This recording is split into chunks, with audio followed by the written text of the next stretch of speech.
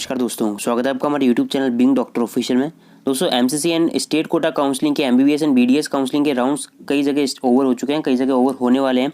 ऐसे में काफ़ी सारे स्टूडेंट के मेरे पास कमेंट्स आ रहे थे कि सर अब जो है काउंसलिंग ओवर हो गई है, अब जो है रिफंड कब आएगा, अब तक मेरे पास रिफंड नहीं आया सिक्योरिटी मनी का। तो दोस्तों इस वीडियो में हम इसी पर चर्चा करने वाले हैं कि कब जो है सिक्योरिटी मनी का आपको रिफंड मिलेगा, कैसे मिलेगा, यानी क्या करना होगा आपको रिफंड के लिए, क्या प्रोसेस रहेगा, साथ ही दोस्तों कौन से बैंक अकाउंट में होगा और आपको जो है कौन कौन से कैंडिडेट एलिजिबल हैं रिफंड के लिए, कौन कौन से कैंडिडेट इनएलिजिबल हैं। और अगर आपको कोई प्रॉब्लम आती है रिफंड लेने में, अगर आपके बैंक में रिफंड नहीं आता तो आपको क्या करना होगा, सभी जो है जानकारी आपको इस एक वीडियो में मिलने वाली है। तो इस वीडियो को पूरा एंड तक देखिएगा, बिल्कुल भी स्किप मत करना। साथ ही दोस्तों वीडियो पसंद से लाइक कीजिए, शेयर कीजिए, काफ़ी यूजफुल वीडियो है सभी के लिए, इसलिए इसे शेयर कीजिए अगर जानकारी उपयोगी लगती है तो। साथ ही दोस्तों हमारे चैनल पर पहली बार आए, चैनल को अब तक सब्सक्राइब नहीं किया तो जल्दी सब्सक्राइब कर लीजिए और बेल आइकन को प्रेस कर दीजिए, और हमारे टेलीग्राम चैनल को भी ज्वाइन कर लीजिए। टेलीग्राम चैनल का लिंक आपको जो है डिस्क्रिप्शन में मिल जाएगा। तो चलिए दोस्तों बिना देर के बढ़ते अपने वीडियो की तरफ।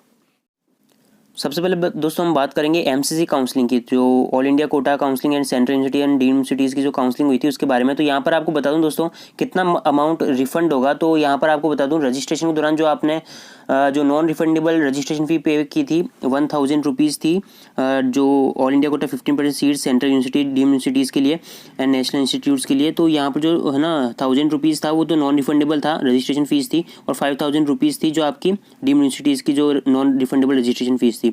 लेकिन जो अमाउंट रिफंड होगा वो होगा जो ये जो सिक्योरिटी मनी आपने जो डिपॉजिट किया था 10,000 रुपीज़ था ऑल इंडिया कोटा सीट्स के लिए, सेंट्रल यूनिवर्सिटीज़ के लिए, एम्स जिपमर के लिए, ठीक है। और जो डीम्ड यूनिवर्सिटीज़ में अगर आपने पार्टिसिपेट किया होगा तो उसमें था 2 लाख रुपीज़, यानी 2 लाख रुपए का आपको रिफंड आएगा, ठीक है। तो 10,000 और 2 लाख रुपए जिन भी कैंडिडेट्स ने डिपॉजिट किए थे, जो किसी ने 10,000 किए होंगे, किसी ने 2 लाख रुपए किए होंगे, तो वो जो है आपको जो है रिफंड मिलेगा इसका सिक्योरिटी मनी का।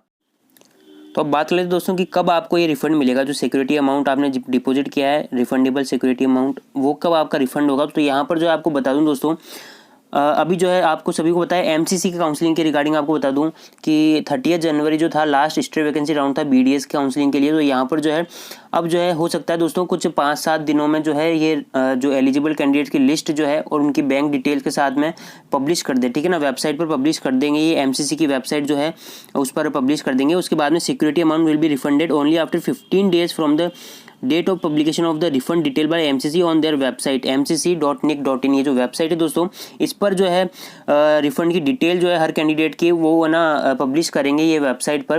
तो क्योंकि आप सभी को पता है 30 जनवरी लास्ट डेट था, तो अब जो है रिफंड हो सकता है कुछ इस वीक, नहीं तो नेक्स्ट वीक जो है 8 से 7 फरवरी के बीच में दोस्तों ये आने की प्रोबेबिलिटी है कि ये रिफंड की डिटेल जो है वेबसाइट पर आ जाएगी। जो भी कैंडिडेट एलिजिबल होंगे रिफंड के लिए उनकी डिटेल आ जाएगी, बैंक डिटेल आ जाएगी, ठीक है। उस लिस्ट को पब्लिश जब भी ये लिस्ट होगी उसके 15 दिन बाद जो है वो रिफंड आपके बैंक अकाउंट में आएगा, ठीक है।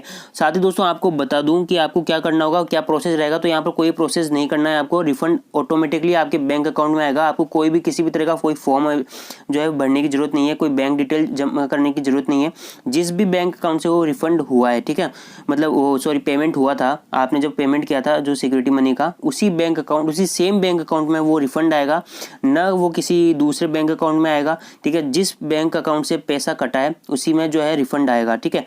आप यहाँ पर पढ़ सकते हैं कि the security amount will be refunded to the same amount from where the security amount was initially deposited by the candidate, है ना। मतलब कि जिस भी अकाउंट से आपने जो है डिपॉजिट किया था उसी में रिफंड आएगा। इन्होंने क्लियर कट यहाँ पर लिख रखा है। तो आपको जो है hands the candidate should keep their bank account card, जिस भी कार्ड से किया था तो उसी कार्ड में जो है रिफंड आएगा, ठीक है। तो active till refund process is completed, आपको जो है वो बैंक अकाउंट एक्टिव रखना है। अगर मान लीजिए किसी भी कारणवश जो है अगर आपका बैंक अकाउंट क्लोज हो गया था तो वो जो है रिफंड आपको नहीं मिलेगा। तो आपको ध्यान रखना है, एक्टिव रखना है जब तक कि आपका रिफंड नहीं आ जाता। उसके बाद में आप कुछ भी करें लेकिन रिफंड एक्टिव होना चाहिए। आपका जो अकाउंट है वो आपको ध्यान रखना है और उसी अकाउंट में आएगा जिस अकाउंट से पैसा कटा है। अब हम बात करें दोस्तों, ऐसे केसेस भी होते हैं, काफ़ी सारे स्टूडेंट्स जो है साइबर कैफ़े में जाकर अपना फॉर्म फिल करते हैं, जो काउंसलिंग का फॉर्म होता है, और पेमेंट भी उसी के द्वारा कर देते हैं, मतलब साइबर कैफ़े के बैंक अकाउंट से ही पैसा कटा देते हैं।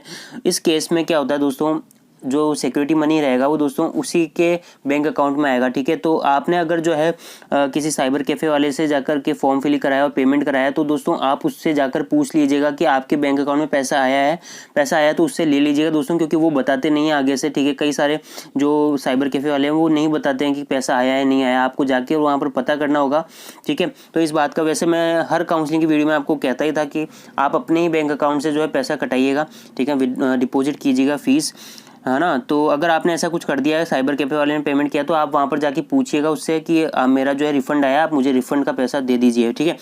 तो वो दे देंगे। तो यहाँ पर दोस्तों अब जो है अगर आपने जो है यहाँ पर लिख भी रखा है, if the security deposit remitted through unrelated bank account can the candidate request the refund to different bank account, यानी कि किसी और बैंक अकाउंट से पैसा कटा है, लेकिन क्या आप रिक्वेस्ट कर सकते हो कि मेरे दूसरे बैंक अकाउंट इस वाले बैंक अकाउंट में आ जाए, उस वाले में नहीं आया जिससे कटा था। तो ऐसा बिल्कुल भी नहीं है।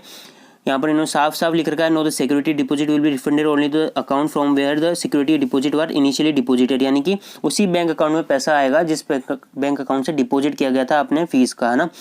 तो जो है ऐसे कोई भी प्रोसेस नहीं रहेगा जिसमें कि आप दूसरे बैंक अकाउंट में पैसा ट्रांसफ़र करा दें, ऐसा कुछ नहीं है। जिस अकाउंट से कटा है उसी में जाएगा रिफंड। आप ना तो चेंज कर सकते हैं बैंक डिटेल, ना कुछ कर सकते हैं, बस वो बैंक डिटेल आपको लिस्ट में शो कर देंगे, उसी के अकॉर्डिंग जो है उसी बैंक अकाउंट में अकाउंट नंबर में जो है वो पैसा ट्रांसफ़र किया जाएगा, या फिर कार्ड होगा तो कार्ड से पेमेंट किया तो कार्ड नंबर आपको शो कर देंगे, उसी में जो है वो रिफंड जाएगा, ठीक है।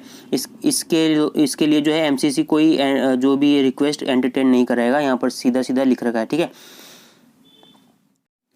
अब हम बात करें दोस्तों कौन कौन से कैंडिडेट एलिजिबल हैं, कौन कौन से कैंडिडेट इनएलिजिबल। तो दोस्तों किस कंडीशन में आपका जो रिफंड नहीं आएगा, पहले ये बात कर लेते हैं कि किस कंडीशन में आपका जो सिक्योरिटी अमाउंट है वो फोरफिट किया गया है। तो यहाँ पर जो आपको बता दूं एमसीसी काउंसलिंग की बात कर लें, तो एमसीसी काउंसलिंग में दोस्तों जो सेकेंड राउंड या इसके बाद में राउंड में अगर आपको सीट अलॉट हुई है और आपने ज्वाइन नहीं किया है, ठीक है ना, और जो है सीट छोड़ दी है, तो उस कंडीशन में आपका फोरफिट किया जाएगा, क्योंकि उसमें फ्री एग्जिट नहीं थी। फ्री एग्जिट केवल फर्स्ट राउंड में थी दोस्तों। अगर फर्स्ट राउंड में अगर आपने जो है फ्री एग्जिट ले लिया था तब तो आपका उस केस में रिफंड आ जाएगा, लेकिन मान लीजिए सेकंड राउंड या मोपर राउंड में जो है एमसीसी के आपने सीट छोड़ी है, ज्वाइन नहीं किया है, तो आपका रिफंड नहीं आएगा, ठीक है ना। तो जो है ऐसे कैंडिडेट एलिजिबल नहीं है रिफंड के लिए। और जिन कैंडिडेट्स ने दोस्तों रॉन्ग इन्फॉर्मेशन दी थी काउंसलिंग रजिस्ट्रेशन के दौरान और उनको सीट अलॉट हो गई थी और कैंसिल हो गया था एडमिशन क्योंकि उनकी डिटेल्स गलत थी, ऐसे भी कैंडिडेट्स को रिफंड नहीं आएगा, ठीक है। तो ये बात कर ली हमने कौन कौन से कैंडिडेट इनएलिजिबल हैं। अब बात कर लेते हैं दोस्तों कौन कौन से कैंडिडेट एलिजिबल हैं रिफंड के लिए। तो आपको यहाँ पर बता दूं एमसीसी काउंसलिंग में जिन कैंडिडेट्स ने फर्स्ट राउंड में सीट छोड़ी यानी रिज़ाइन कर दिया था सीट से, क्योंकि वो फर्स्ट राउंड क्या था फ्री एग्जिट था, सीट मिलने पर भी अगर आपने रिज़ाइन कर दिया इस कंडीशन में आपको जो है रिफंड मिल जाएगा, ठीक है। नेक्स्ट हम बात करें जिन कैंडिडेट्स को किसी भी राउंड में एमसीसी के किसी भी राउंड में कोई सीट अलॉट नहीं है, चाहे वो फर्स्ट राउंड सेकेंड राउंड या मोपर राउंड हो, ना स्ट्रे वैकेंसी राउंड में कोई सीट अलॉट हुई है, तो दोस्तों इस कंडीशन में भी आपको रिफंड मिल जाएगा। और ऐसे कैंडिडेट दोस्तों जिन जिन को सीट अलॉट हो गई है, एडमिशन भी ले लिया था, लेकिन दोस्तों इस कंडीशन में क्या होता है कि एडजस्टमेंट हो जाता है ना सिक्योरिटी मनी का। वैसे जितना मेरे को ध्यान है इस बार किसी भी कॉलेज ने शायद एडजस्ट नहीं की है, जो सिक्योरिटी मनी होता है ना वो फीस के साथ एडजस्ट अगर नहीं किया है आपका तो आपको रिफंड मिल जाएगा। अगर आपका फीस के साथ एडजस्ट कर लिया है वो सिक्योरिटी मनी है ना, यानी जो फीस थी आपकी उसमें से सिक्योरिटी मनी का जो अमाउंट है वो जो है एडजस्ट कर लिया है उसमें से, तो आपको रिफंड नहीं मिलेगा। अगर एडजस्ट नहीं किया है फीस के साथ में, आपने फीस अलग से डिपॉजिट की है, सिक्योरिटी मनी आपको उस कंडीशन में मिल जाएगा, ठीक है ना। तो जितना मेरा नॉलेज है शायद इस बार किसी भी कॉलेज ने एडजस्टमेंट नहीं किया है, तो आप देख लीजिएगा। अगर एडजस्ट किया तो आपको नहीं मिलेगा, अगर नहीं किया है कोई फीस के साथ एडजस्ट, फर्स्ट ईयर की जो फीस लगती है आपकी उसका एडजस्ट कर लेते हैं कई सारे कॉलेजेस, अगर नहीं किया तो आपको रिफंड मिल जाएगा, ठीक है। तो ये बात कर ली हमने किन किन कैंडिडेट्स को जो है जो रिफंड है वो मिल जाएगा, एलिजिबिलिटी कौन कौन से कैंडिडेट एलिजिबल है। अब बात करें दोस्तों कि अगर आपको कोई प्रॉब्लम होता है रिफंड के लिए, यानी कि मान लीजिए किसी भी कारणवश आपके बैंक अकाउंट में पैसा नहीं आया तो आपको किससे कांटेक्ट करना होगा। तो दोस्तों यहाँ पर जो है फाइनेंशियल कस्टोडियन जो है उसका मेल आईडी आपको दे रखा है, यहाँ पर आप देख सकते हैं। ये जो फाइनेंशियल कस्टोडियन है आप उससे कांटेक्ट कर सकते हैं। साथ ही दोस्तों जो लिस्ट पब्लिश करेंगे वो अपने आपकी जो बैंक डिटेल्स वगैरह के साथ में जो कैंडिडेट एलिजिबल होंगे उनकी लिस्ट आएगी, तो उसमें जो है टोल फ्री नंबर और ईमेल आईडी दे रखा होता है जिससे आपको कांटेक्ट करना होता है अगर आपको कोई भी प्रॉब्लम होती है रिफंड के दौरान, ठीक है। तो आप जो है उससे भी कांटेक्ट कर सकेंगे अगर आपको कोई भी दिक्कत या प्रॉब्लम होती है रिफंड के लिए। तो दोस्तों ये हमने बात कर ली एमसीसी काउंसलिंग के रिफंड के बारे में आपको बता दूं, स्टेट कोटा काउंसलिंग का प्रोसेस भी सेम ही रहता है। यानी उसमें भी जो रिफंड आता है दोस्तों वो सेम बैंक अकाउंट में आता है, जहाँ से पैसा डिपॉजिट किया है, आपने फीस डिपॉजिट की है, उसी बैंक अकाउंट में, सेम बैंक अकाउंट में जो है रिफंड आएगा। साथ ही दोस्तों कंडीशन भी यही रहती है एलिजिबिलिटी की, भाई वहाँ पर भी फर्स्ट राउंड जो है फ्री एग्जिट रहता है, सेकंड राउंड या उसके बाद में जितने भी राउंड होते हैं अगर आप उसमें छोड़ते हैं सीट तो आपको रिफंड नहीं मिलेगा। साथ ही दोस्तों कई सारे स्टेट में शायद ना स्टेट कोटा काउंसलिंग में एडजस्टमेंट रहता है फीस का ना, सिक्योरिटी मनी के रिगार्डिंग। तो आप अपने स्टेट के अकाउंट देख लीजिए, अगर आपने आपका जो है सिक्योरिटी मनी उन्होंने एडजस्ट कर लिया है फीस के साथ में तो आपको नहीं मिलेगा, और अगर नहीं किया तो आपको रिफंड आ जाएगा एडमिशन ले लिया तो, ठीक है। तो ये सेम प्रोसेस रहता है दोस्तों स्टेट कोटा के लिए भी और एमसीसी के लिए भी, ठीक है। तो दोस्तों इस वीडियो में पूरा हमने बात कर लिया रिफंड के बारे में डिटेल्स, ठीक है, आपको पूरा जो है जानकारी दे दी है कैसे आपको कब मिलेगा रिफंड, कैसे मिलेगा, ठीक है। तो इस प्रकार की हमने जो है बात कर ली। तो दोस्तों अभी फिलहाल वीडियो में इतना ही। वीडियो पसंद है लाइक कीजिए, शेयर कीजिए। मिलते हैं अगले वीडियो में, तब तक के लिए जय हिंद।